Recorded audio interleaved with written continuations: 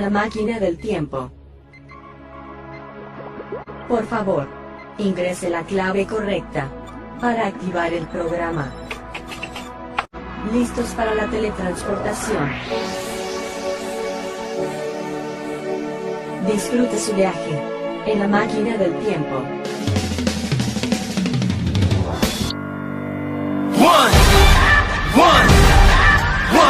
One shot, now the future is yours. Go!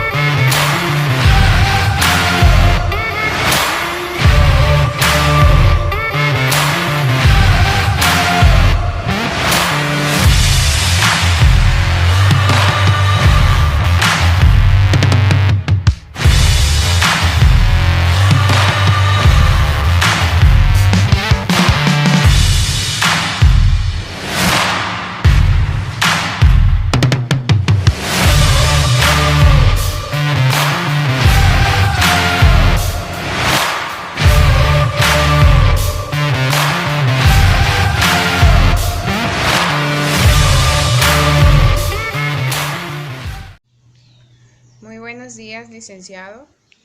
Como grupo número 3, tenemos a bien de exponer el tema Formación económica social de la comunidad primitiva, esclavista, feudal y social.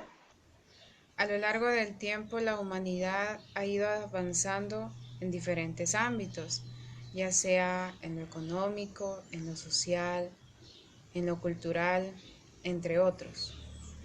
Nuestros antepasados vivieron en épocas diferentes a la nuestra.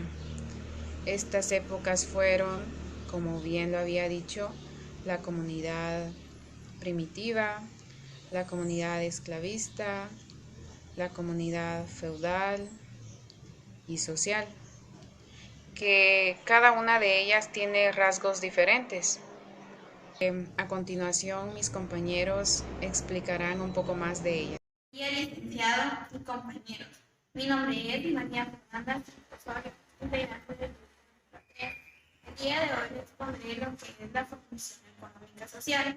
Esta formación expresa un modo de producción históricamente determinado, ya que es un régimen de la vida social de los hombres. En el régimen primitivo, el esclavista y el feudal constituyen formaciones económicas sociales, que son etapas progresivas del desarrollo de la sociedad humana. En base a la producción económica se forma lo que es el régimen de superestructura, el Estado, el régimen político determinado, lo que es la conciencia social, que esto constituye lo que es la religión, ciencia, arte y moral. ¿Por qué constituyen estas? Porque a base de cada etapa que el desarrollo humano fue inventándose o fue llevándose a cabo, todos estos temas fueron cambiando. Gracias. Buen día, mi nombre es Josué Eduardo Pérez Ixcopal. Continuando con el tema de formación económico-social, se puede dar a conocer que es el desarrollo histórico de una sociedad. No es más que aquellos hechos históricos que han ocurrido durante la existencia de la humanidad, durante sus distintos periodos de evolución. Cada una de estas formaciones cuenta con leyes económicas las cuales rigen su aparición, su desarrollo, hasta su finalización. Como también al mismo tiempo existen leyes generales que rigen a todas las formaciones. Esto que también las une en un solo proceso que constituye la historia. El hombre, con el paso del tiempo y su interacción con la naturaleza, la va transformando, pero esta la va transformando a su beneficio. Marx y Engels demostraron que la sociedad no cambia por voluntad de nadie, sino que ésta cambia por un proceso histórico natural. ¿Qué ocurre cuando cambian las relaciones entre los hombres? principalmente aquellas que tienen que ver con la producción de bienes materiales. Como bien se sabe, en la historia de la humanidad se conocen 5 formaciones económico-sociales, las cuales cada una de ellas tiene diversas formas de llevar a cabo el proceso de desarrollo social. En esta ocasión se estará desarrollando la formación económico-social primitivo, la esclavista, la feudal y la social. Buenas tardes, compañeros y licenciados. Yo les hablaré un poco sobre lo que es el comunismo primitivo. Por comunismo primitivo, comunidad primitiva o modo de producción primitivo se entiende en la teoría del marxismo como una etapa de desarrollo de las formaciones económicos sociales que se caracterizan por el bajo nivel de desarrollo de las fuerzas productivas y de la propiedad en común y de los demás medios de producción, como tierra y herramientas rudimentarias, y la distribución igualitaria que Marx definió como estadios de la evolución de la historia económica. Ahora bien, hablaré un poco sobre lo que son las características del comunismo primitivo. En el primitivo, los seres humanos se dividían en grupos y estos se dedicaban a lo que es la caza, pesca y recolección. La actividad productiva se basaba en la cooperación simple. Para Marx, este tipo de asociación era una necesidad inevitable, debido al desamparo en el que se encontraba el individuo aislado en la naturaleza. Ahora bien, como consecuencia de este modo de vida, el hombre primitivo no disponía lo que es la propiedad privada de la tierra, pero de lo que sí tenía la posibilidad de disponer era lo que Marx definió en su manuscrito económico-filosófico de 1844 como propiedad privada general. Un claro ejemplo de ello es la comunidad de las mujeres, que era una especie de propiedad sexual del cuerpo de la mujer, de la comunidad hacia el cuerpo de la mujer. Ahora bien, esto se va transformando en lo que es el capitalismo, ya que ahora se conoce como propiedad privada exclusiva y se denomina como matrimonio, lo cual esto es muy importante ya que va cambiando. Tan solo algunos instrumentos y bienes le pertenecían a la propiedad privada personal. Ahora bien, hablando sobre la división del trabajo, esto se da de acuerdo a la edad y sexo, lo que quiere decir que las mujeres y los niños trabajaban conforme a su estado físico les permitiera. Gracias por su atención. Ahora mi compañera continuará con el tema. Buen día, licenciado. El día de hoy yo le voy a exponer acerca de la comunidad primitiva. El desarrollo primitivo de las fuerzas productivas no creaba excedente alguno después de cubrir las necesidades más importantes. Por lo tanto, era imposible la acumulación de bienes.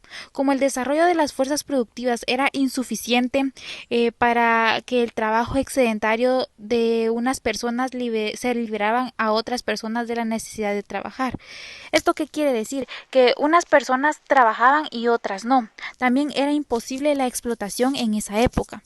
Al ser una sociedad basada en el autoabastecimiento, todas sus relaciones sociales eran comunistas, y al no ser una sociedad dividida por clases sociales no era necesidad alguna clase de Estado para que los dirigiera, ya que ellos mismos regulaban sus propias leyes. Cabe recalcar que en la época primitiva hicieron grandes descubrimientos como el del fuego, el cual fue muy importante porque los ayudaba a protegerse del frío y de otros animales. Así también trajo nuevos inventos como lo fue la flecha y el arco. También en esa época existieron los dos tipos de familias que se identificaban de la siguiente manera: la familia consanguínea y Panalúa. La familia consanguínea eran grupos de conyugales que se separaban por generaciones. Todos los miembros de la misma generación podían copular o tener relaciones entre sí, pero estaba prohibido hacerlo con miembros de su misma familia, como padres, tíos, o también posteriores, como lo eran hijos y sobrinos. También tenemos la Panalúa.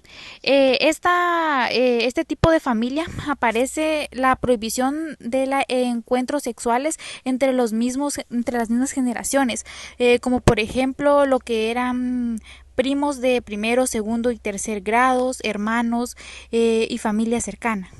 Continuando con la exposición, ahora tenemos el tema de la formación económica social de la comunidad esclavista. Bueno, tenemos el modo de producción esclavista. Este modo surgió en los siglos 4 y 6 antes de nuestra era y se fue desapareciendo en los siglos 2 después de nuestra era. En la historia de la humanidad, este régimen esclavista fue el primer modo de producción social basado en el antagonismo de clase y la explotación del hombre por el mismo hombre.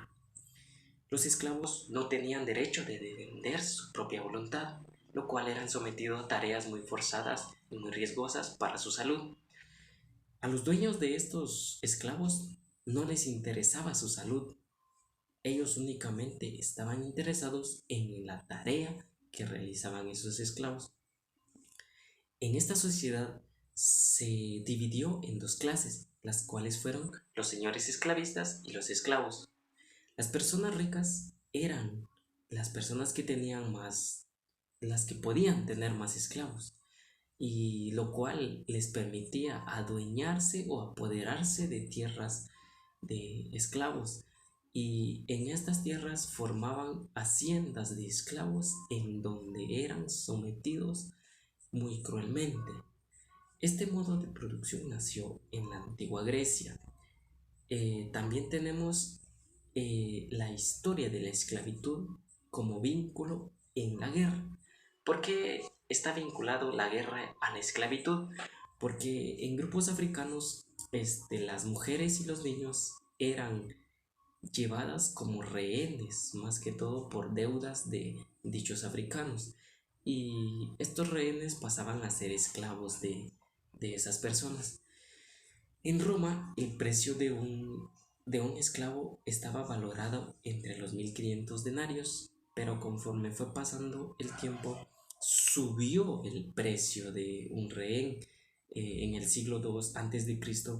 estaba valorado entre los 24.000 sestercios un esclavo. Solamente gracias. Continuando con la exposición, el esclavismo fue creciendo a medida que los pueblos más fuertes y ricos invadían y conquistaban los pueblos pequeños y pobres, ya que de ahí obtenían más esclavos. Por lo tanto, esto formó parte del desarrollo de la organización social, que sustituyó al régimen comunal, generando así un nuevo sistema económico esclavista, en la que se formó el desarrollo de la productividad, las clases sociales, la propiedad privada, la desigualdad del patrimonio y la aparición del Estado. En este régimen, la población se dividió en dos clases. Están los libres y los esclavos. Los libres eran la parte con derechos, aquellos que podían poseer propiedad e incluso esclavos a su cargo. Los esclavos eran la parte de la población que no tenían derechos, que estaban bajo el cargo de su amo e incluso se consideraban como objetos. Pero estos eran la principal fuerza de trabajo y de producción. Sin embargo, su fuerza no era remunerada, más allá del techo y la comida que se les brindaba. Pero los esclavos, en su afán de liberarse de este trabajo duro y obligado, destruían sus instrumentos de trabajo. Es por ello que en la esclavitud se utilizaban instrumentos toscos, aquellos difíciles de destruir. Conforme pasaron los años, el Imperio Romano fue entrando en una crisis que daba inicio a un nuevo régimen. En este caso es el feudalismo. Pero esto no significó el fin del esclavismo, ya que aún existían los esclavos, pero a diferencia que no eran el motor de producción, lo cual a continuación se explicará. Siguiendo con la exposición, hablaremos un poco sobre la comunidad feudal. El surgimiento de este régimen fue a través del hundimiento del Imperio Romano, del mismo modo también el hundimiento del régimen esclavista. En este régimen hacen partícipe dos elementos principales, que son los señores feudales y los campesinos. Los señores feudales eran los que sustentaban el poder, los que administraban las propiedades. También tenían el derecho de imponer nuevos impuestos. Los campesinos prácticamente seguían siendo esclavos, a diferencia del régimen esclavista. Ya no se les podía dar muerte, simplemente eran ligados a la propiedad en donde eran explotados. La base de la economía feudal fue la agricultura. Los campesinos creaban sus propias herramientas para poder cultivar la tierra. Cultivaban los cereales como trigo, avena y entre otros. La compañera seguirá explicando un poco más sobre este régimen. Gracias. Buenas tardes compañeros, buenas tardes licenciado. Como le decía la compañera sobre la formación económica de la época feudal. En la época feudal, como ella lo decía, se centraba lo que era la agricultura, pero en sí, para subsistir, ellos se enfocaban en dos partes, lo que era que una parte, ellos trabajaban en las casas de los señores feudales, como así se les denominaba, y la otra parte se dedicaba a labrar lo que era la tierra para aumentar lo que es el tema de la producción. Solamente, y lo que aquí es donde hemos terminado con la presentación, y espero que le hayan comprendido al tema, que es formación económica social de la época primitiva, esclavista, feudal y socialista.